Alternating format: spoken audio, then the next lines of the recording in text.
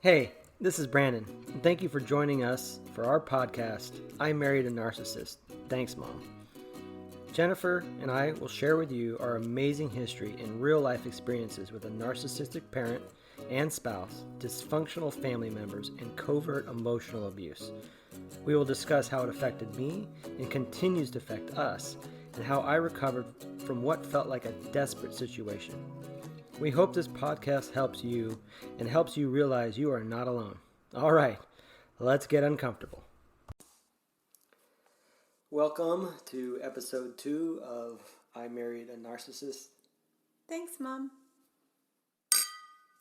Cheers, Lovey. Cheers, babe. Here's to being grateful. And I'd like to put a shout out to my buddy, O, who we sent our first episode to him to review, and we received 6 emails right back from him, and they were you. Wait, all in subject lines? All subject lines. You are a terrific and loyal friend. So, thank you, O, for that. So, love, have we got a show today for our audience? Oh, I think we have endless shows. Yes, we do. And like we promised last week, we're going to start with another doozy of an email or text. And we shared the content, but it's worth repeating. And this is from my mom, and we put this at the end of the last episode. And it's in the subject line, of course. This is from my mom to me, subject line. I asked to meet with your therapist with you last year, and you denied it. I have never been afraid of that. My response was, I asked for time and space, yet you refused to give that to me, and reply with more guilt and shame. That is too bad and hurts that you can't see it. You should get some help, and it can't be either of your sons. I love that you had to define that help didn't mean that you and Rob were her answer. I know. Couples therapy with your mom, I think that's probably about as enmeshed as you can get. Good word. Yeah.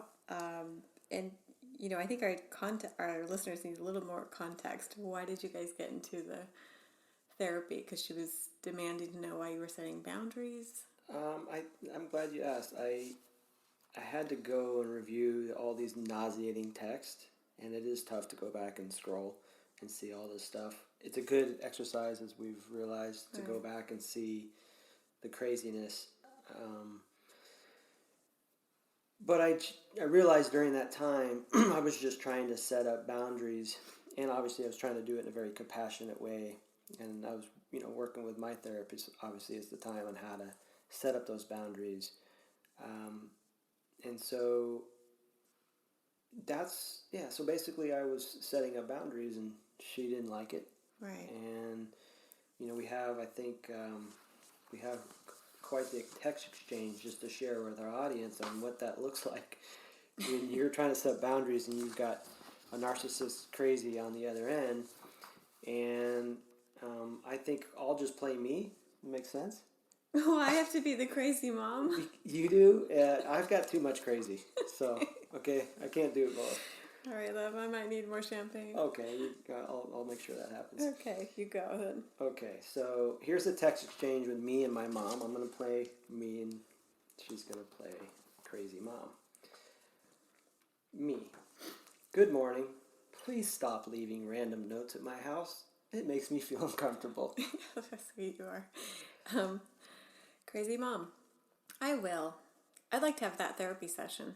I think that's a good idea, and I support you in that. It's very helpful for me. I want to have it with you. I want to know why you changed. Why don't you go to one first? I need to hear you explain why you changed so dramatically.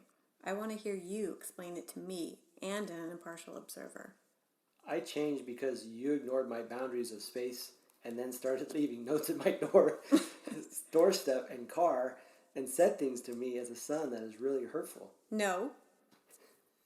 Literally, that's what she typed. I'm not just being obstinate. No. All of a sudden, you decided to throw up boundaries that you have never had before. I get to do that. I'm an adult. Sure, but not completely out of the blue, and then chastise me in public.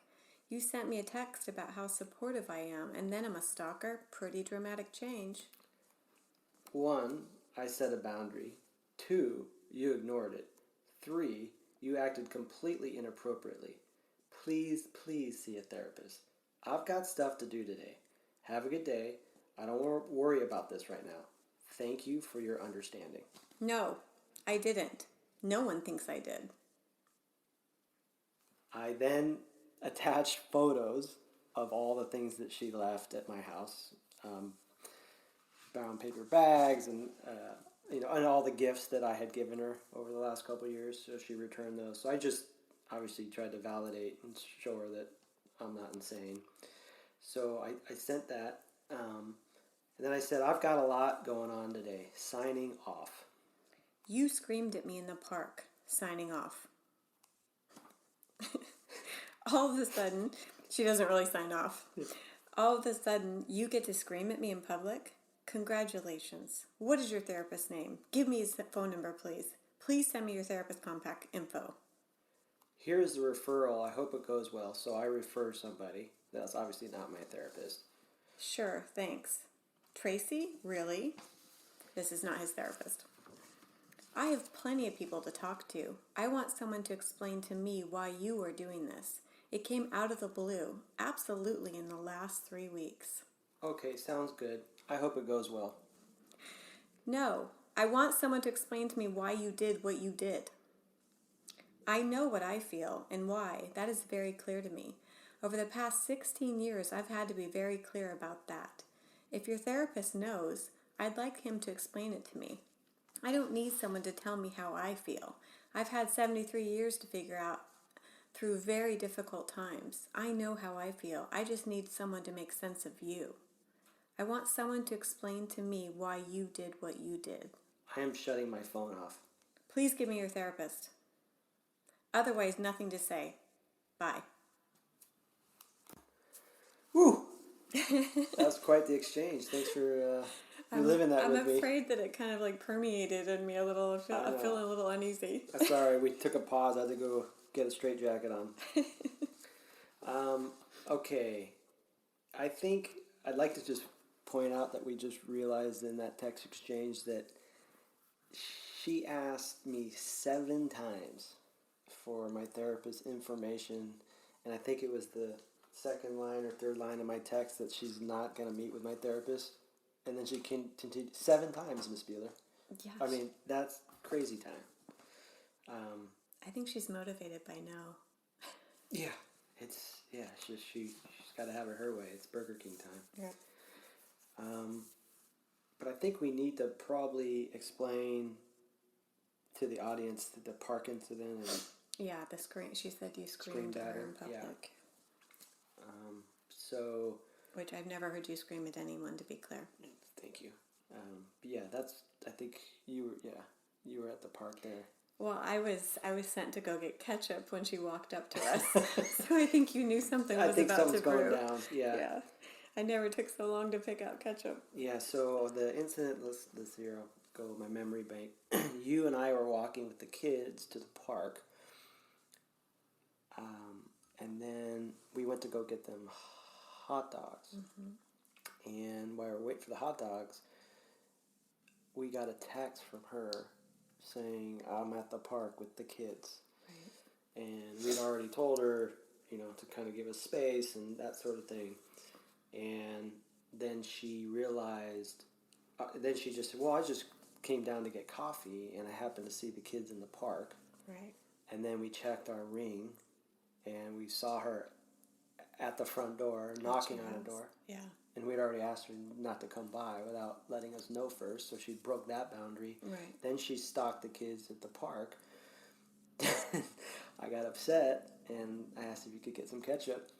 Yeah. I didn't want you to be involved in that. I loved it, thank you. You're welcome. And we just had this change. I said, this is not okay. And then she did the guilt thing. I should be able to see my grandkids. And I said, really? You think we're supposed to believe that you just happen to go? You never come down and get coffee. You're stalking. You came down. You use that as an opportunity to cross our boundaries. And then she said, I don't know anybody in this town. More guilt. My responsibility. And then I think it got a little heated, and then I think she gave me the New Jersey state bird. She two. Yeah. She gave you 2 New Jersey state birds. With the kids there, and then she left. So that's just want to bring you up to speed on the park incident. It's a great example, though. It's like every time you started to set boundaries, she just turned up the heat every, couple days, a little bit more. She knew you were seeing a therapist. I think she was clearly feeling threatened by that. You were practicing setting boundaries, and she just kept jumping over them and then blaming you. Right. And you were so kind. I mean, in a way that I'm still in awe of. But unfortunately, kindness with a narcissist does not work. Right. You just end up negotiating with a terrorist and then trying to explain why normal, healthy boundaries are normal. Mm-hmm. And it becomes the definition of insanity. Right. I remember one time we were, trying to figure out how to bring your mom back into our life because, that's just what you do. You're forgiving, loving people, and you go, all right, enough time's passed. Let's see what we can do to make this all work. And we actually started thinking about making a rule list for her. Like, don't come over early in the morning when we're in bed. Don't stalk the children. Don't email me in the middle of the night or 10 times a day. Don't go see romantic movies and then tell me why it reminds you of me. Yeah. When you're with the children, be with them. Don't text me everything you guys are doing. Don't stalk the children on the way to school. Don't stalk Jennifer at her house. And then we literally took a pause and thought, what are we doing? These are basic human rules that we're trying to tell a 70-plus-year-old woman. This will never work. It would just be an endless tail-chasing expedition. Mm-hmm. And what I realized, too, is that when narcissists don't get their way, they just behave like petulant children. Right. Can't count times in that text exchange she just says no to reality. Right. No, that's not how it happened. No, you don't feel that way. Right. She demanded to meet with your therapist. She wanted to dispute the charges. She wanted to either cause doubt in, why he was doing, you a healthy boundary setting exercise, or create doubt, or she thought she was smarter than him and she could convince him that it was all you. Right. I don't even know. Well, I also remember when we were coming up at that absurd scroll of normal behaviors of a human being. Mm-hmm. Don't do this, don't do that. I do remember that I was getting a lot of pressure from my brother at the time, and I wanted to just make it go away because it was so uncomfortable. I was getting attacked from my mom, I was getting attacked from my brother, and I just, okay, we'll just set some of these ground rules, but you're right, it's endless, because then you just, where do you stop? Don't set my house on fire. Don't, it's just these are, like you said, just normal qualities that anyone who's healthy would already know by that age. Exactly. And so it's a futile exercise. And as we realize, it's never their fault. They always find a reason, and we have so many texts where, she'll go through these tirades, and then she'll be, I'm sorry, I lit frankincense yesterday, and it's all good, and well, I'm sorry, but here's why it's not my fault. Exactly. I was not of myself. Exactly. I lit incense, and now I'm so much better. Yeah, I just had a bad time, or Dad, I wasn't getting sleep, and I shouldn't have done it, but some other reason. Never taking real ownership of it. Right. And they just blame shift. And we also realized early on that after doing a lot of research on this topic, they're comfortable making me feel bad, like it's my fault, but they really don't want to make me the bad guy, because she really wants me to be in her life. Mm-hmm. And so we realized the two things they're going to pick on is going to be you, my healthy partner, Right. and or my therapist, because something has changed. And I'm in good company with your therapist. yes. So that's where I think, as you will research at the audience, if this sounds familiar, you will find out that they'll end up, picking on the two people that probably had a positive influence to allow them to people to have healthy boundaries. Right. And so that's what definitely was going on, and it's a really good reason. Highlight. It's so important to find a good therapist, and there's lots of advice out there. That means something different for everybody, and so I would say it's important to find a good therapist. I've had good and I've had bad. I had a prior therapist, and it was actually a marriage counselor. And believe it or not, this human being, had a degree, well-known school, actually had a dissertation in enmeshment.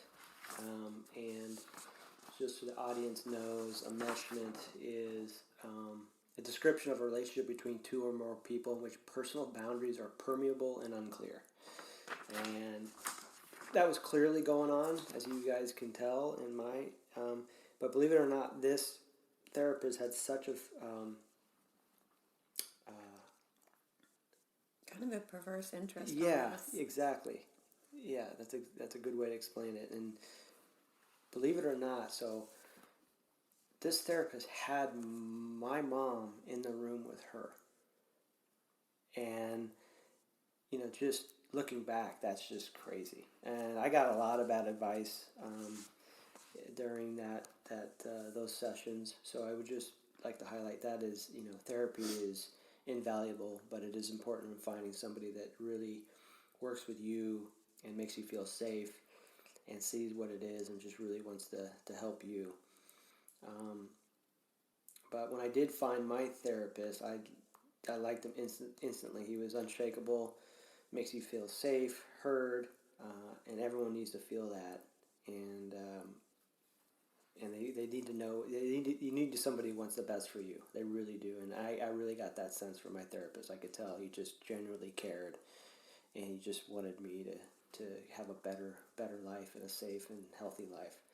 And for me, he was just genuine. So well, it sounds like that other therapist that you were talking about, the enmeshment specialist, that she almost couldn't believe the level of the enmeshment and had to see it for her own eyes. Yeah, I think you're right. And it's because we went in there with trying to set up boundaries with my family and my ex-wife's family, and that's not a coincidence. And we both had enmeshed families, and so we went to her to try to. You're thinking that was the cause, right? And that wasn't the cause. We just, we weren't meant to be together, obviously. Right. And so, and so, instead of working on that, they try to work on these other peripherals. And I think you're right. She just was like, this can't be true. This is just too crazy. And I think what did appeal to her was my mom. She had, quite the pedigree. Right. She went to two really, Ivy League schools, 4.0. And so I think she had some interest in that. And that's not uncommon either, though. Right. To have psych majors. Yeah, she had a master's in psychology. My mom had a master's in psychology. Yeah, who end up being sometimes right. pretty high on the spectrum somewhere. Right. That's not uncommon. What is funny, though, is that, being married to the person you were married to, right. that's what you guys were trying to fix. I know. I know. It's comical. It is comical.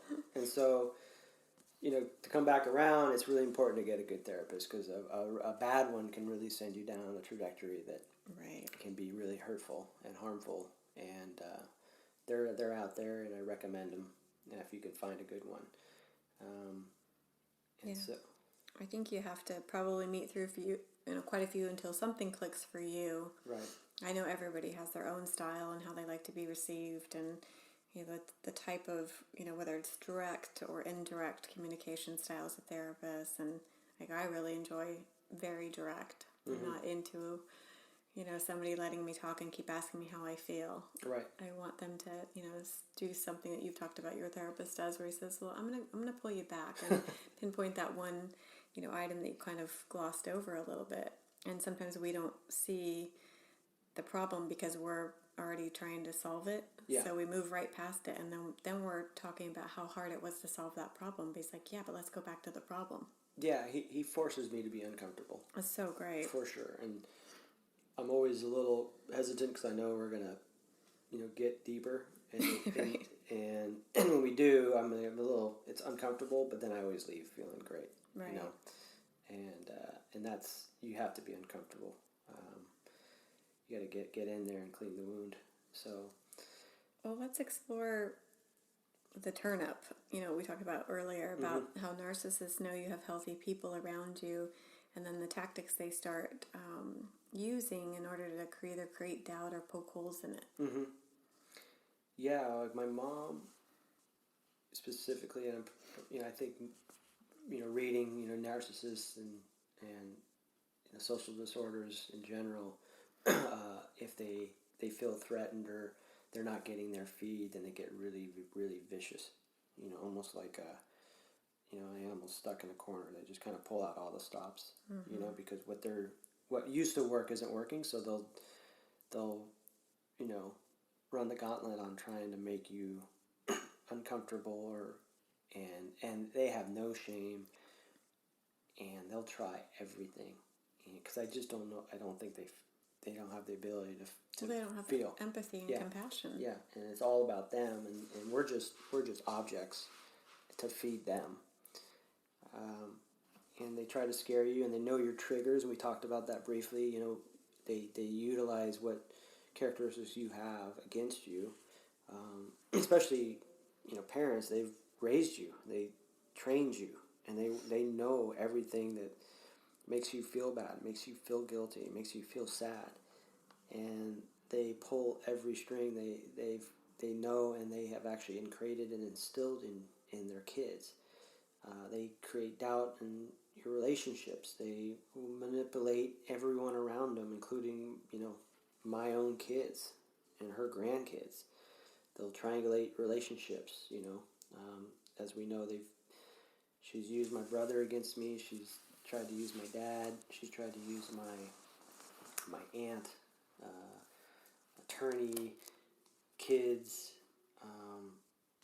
They'll go all sorts of friends and community. This is just our specific case, but they'll use everybody that's involved in that family unit specifically.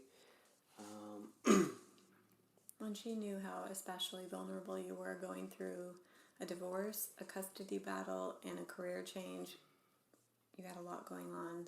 Yeah, she definitely knew I was especially vulnerable, like you said, coming out of the fog. It's a good book we'll talk about later. Yeah, of a bad marriage, going through a terrible custody battle, 3 kids, and so she really, knew that was a chink in my armor, so could really turn it up. I remember her threatening. I told people about what you did, or I've told people and they think it's you. They agree with me. That's kind of a really interesting dynamic too. That typically that's a child's bully playground move, not an adult's move. Right. You don't go, I told Billy that you wrote on me with that magic marker, right. and he agrees it was inappropriate. Right. It's just, this goes back to the petulant child when I keep laughing that all these people are supposedly so smart. Right. But the emotional intelligence level is stunted at some degree. Right. And the tactics they use are childish. Yeah, they're throwing tantrums. They are throwing tantrums. Yeah. And she used to try to shame us in our own community with, people that she thought were important to us, right. or were important to us.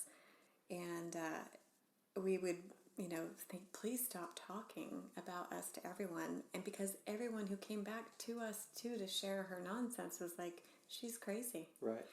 So unfortunately they got it, but it just kept going on and on. Well, I don't know if the audience know. Do they know? We haven't talked about some of the things she pulled for you, right? In the community? Oh, well, it's just, Yeah, I mean, a good friend of mine that lived in town and, would do pedicures and, had known my son. Right. I would bring him in there and she was very sweet. And your mom went in there and it divulged way too much personal information and, subtle attacks. And then your mom left and then came back to make sure to swear her to secrecy. Right. Because she says, oh, Jen's really private, don't tell her any. It's like, if you have to go back and have a comment like that after the end of a conversation, you've probably done a bad thing. Right. And again, that goes back to the childishness Right. of it. Right. So I'm sitting there having what should be a good time, and end up it's about your mom, and I'm like, I did not sign up for this. Sorry about that. So I call you right away. I'm like, I don't know why this is happening. So that was kind of a flying monkey without her even realizing she was being a flying monkey. Yeah, and that was the only connection. She doesn't really know me. She doesn't have any friends, my mom. No. She's miserable and she's intolerable. She pays for friends. Yeah, she does. And so she found the one connection, which I think I referred her to her, and I would never do it again. Of course. Yeah, knowing now what you didn't know then for sure. And, right. And so that was, kind of her flying monkey, and we'll get into that a little bit. But I just remember how distraught you were because this is so foreign to you. Right. Right? Coming, you've done all sorts of things and presence of company. You've come across all sorts of people in your life, and you've never come across anyone like this or my ex-wife, right? No, and those two are special. They are special. And so I just remember how distraught you were, and I was just like, I'm so sorry. Like, it's just... Especially, I had such respect and such a great relationship with, this woman, and I've always enjoyed her company, and every time I went in there, it was such a light, happy appointment, and then all of a sudden, it was like I was wearing your wet blanket that your mom gave to you. Right. And I didn't ask for it. And I think partially was she can't lose, right? She goes in there to do a flying monkey maneuver, but also, like, if she scares you away, that's okay. Yeah, I think that was actually what she was trying to do. Right. And it was a death by a thousand cuts, like we said before. It was like, oh gosh, now she's doing this. Right. I'm like, what am I in for? Sorry, love. I know. Sorry. But flying monkey. So why don't you explain what a flying monkey is? So a flying monkey, and obviously I had to research this, as you get into being a victim of narcissism and covert incest and all that sort of stuff, and we'll touch on that later in the podcast too. It's basically from The Wizard of Oz. Like, I think that's right. The witch would use the monkeys were her wings. evil doers. Yeah, so they're doing all her dirty work, and so that is a term that is used because that is a very common tactic, which we've obviously experienced firsthand. And I think that is, of all the tactics, I think that is the hardest one to deal with, for sure. But it seems that the flying monkeys have the ability to erode on any sort of important relationship you have or what you perceive as important at the time. And that's why your brother became a very effective flying monkey. Yes. Yeah, so I thought I had this really, really tight bond with my brother because of all the trauma bonds and the triangulation that was, solidified over time. And my mom really wanted to do that. We all had to be together. And, right. You, her, and Rob would go on vacation. Oh, yeah. And even when, we had our own separate lives and marriages, it was still guilty, people spending too much time with their family or the other family, and guilt. Everybody had to be together. But yeah, so my brother was extremely painful, and talking to my therapist, he said that the reason it hurts so much is because, I know something's not normal, and I have this unusual relationship and upbringing with my narcissist mom, and the other human being that had the exact same experience is my brother. Mm-hmm. So you just hope, that's like the Cliff Note version. I don't have to explain everything, all the craziness. Right. Like he He lived it, so I don't have to bring him up to speed. And saying our story to somebody you just met, they're like, "What? Right. Like, no way. Yeah. That can't be." Like, Well, you guys were bonded. right. And so I just expected him to dude, I don't have to. Mom's crazy. Right. Like we've got a lot of stories. She disappeared and ended up breaking into a house. She's set bonfires in her. Like she's nuts. Right. Right. What did he say about her nasty emails, 10 a day, when Yeah. you tried to tell it you didn't want those anymore? He said, dude, she's been sending 10 to 15 emails a day since AOL was invented. So he said what you didn't realize is that he shared it all with you, but there was a big but at the Right. end of everything she did. But it's okay. It's normalized. Yes. Yeah, you put up with it this long, so that's how it is. Why do you get to get healthy now? No, not allowed. So, yeah, but flying monkeys, you already feel vulnerable going through what you're going to, and then the narcissist will use the flying monkeys to try to isolate you and also make you kind of feel like you're crazy, like you don't really know what you're doing. Everything else here is normal on the outside, except you're the only person that's different is you. Right. And they so isolate you. They do, and so that is really, I think isolation is the goal, is what you mentioned, and also trying to create doubt in your new boundaries. And I know this stuff probably people will maybe listen and go, it's obvious she's nuts, just what are you doing, like even interacting with her. But it does take time to learn boundaries when you're in your 40s, especially if your whole life you've been trained not to, and then it's been reinforced on top of that with a terrible marriage and a narcissist as an ex-wife. But and everybody wants a healthy family. Yeah, I remember you and Rob specifically, you kept continually trying to have these verbal handshakes not to talk about your mom, that Right. you wanted your relationship with him to be preserved, and how important he was to you. And we would both actually cry, trying to keep that relationship, because I had a good memory with Rob too before your mom got involved in our relationship too, unfortunately. Right. But you guys literally, you would try and you guys would start a conversation and then it would go south almost instantly. And it just kept happening over and over and over again. Mm-hmm. But yet we're so forgiving. We kept trying again. When some time had passed, we'd get a text or an email. We want to send him a picture, and then we'd be right back where we were again, because he'd be like, dude, just get back in line. Yes. And then your poor dad, he just, as any father just wants his boys to get along.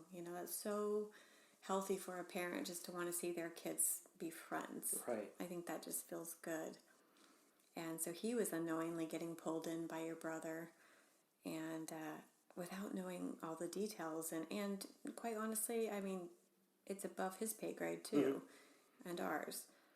And then your uncle's obviously odd texts in the middle of the night, and the attorneys, and the fact that she found out where we moved when we moved and didn't tell her, and she stalked us. Probably with your brother, if we're honest. Oh yeah, no, I'm sure she's up here with my brother, and they just to get the audience and up to speed. Jennifer and I, when we moved in together, we bought another house so we could have all rooms for all the kids, and we purposely did not tell my mom, for obvious reasons. And because of all the mail. Oh, we get lots of mail, and we just don't want her knowing where we are. But yeah, we would get mail after mail after mail after mail, and so we didn't want her to know. Of course, she stalks us and finds out where we live. But yeah, we had my uncle as a flying monkey. Even when she called the police detective to call me. Why don't you explain that to her?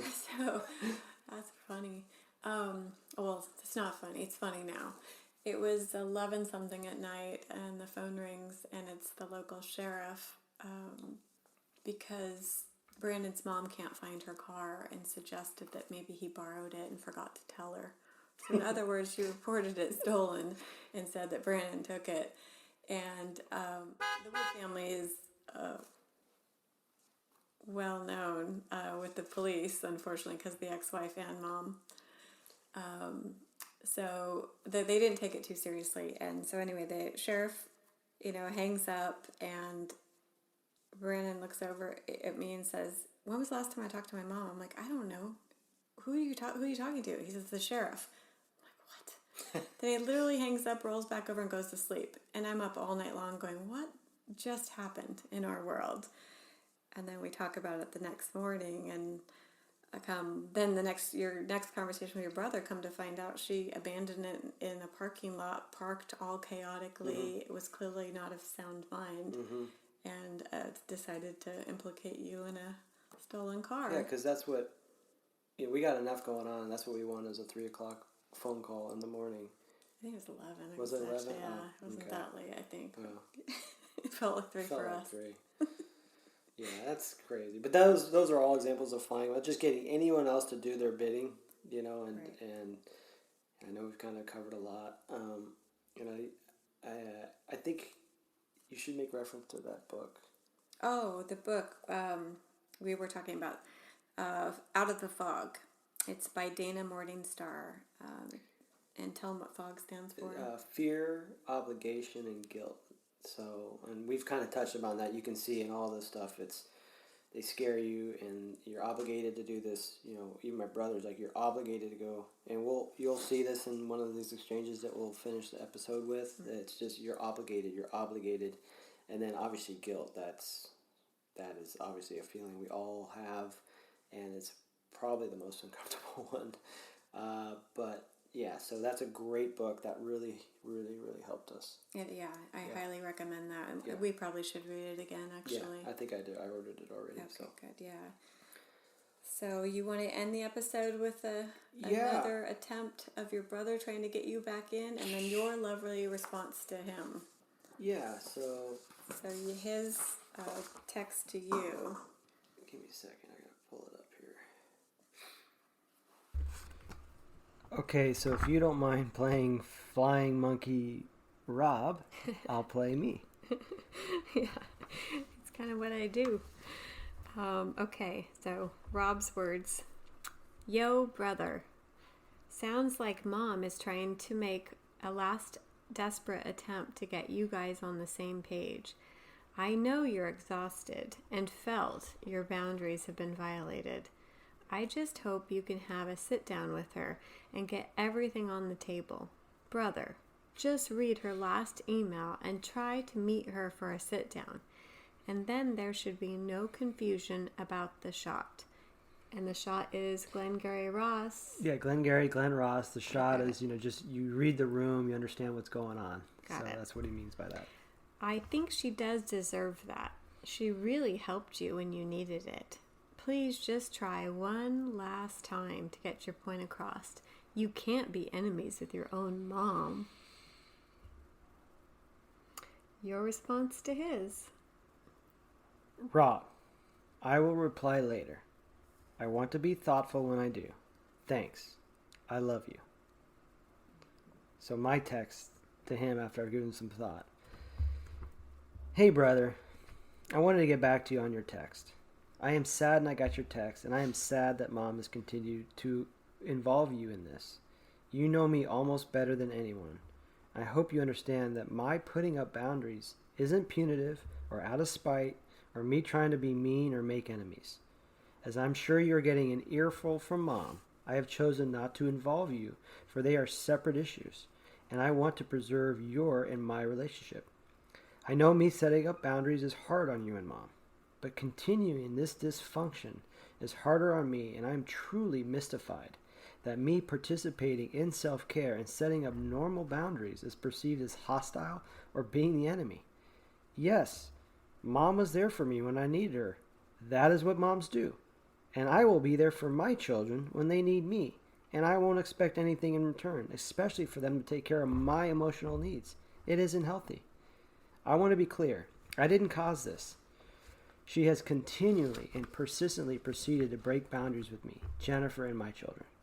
And just because I can make it all go away until she does it again by tending to her needs doesn't make me complicit. She could just respect what I need as an adult and be happy that I am happy.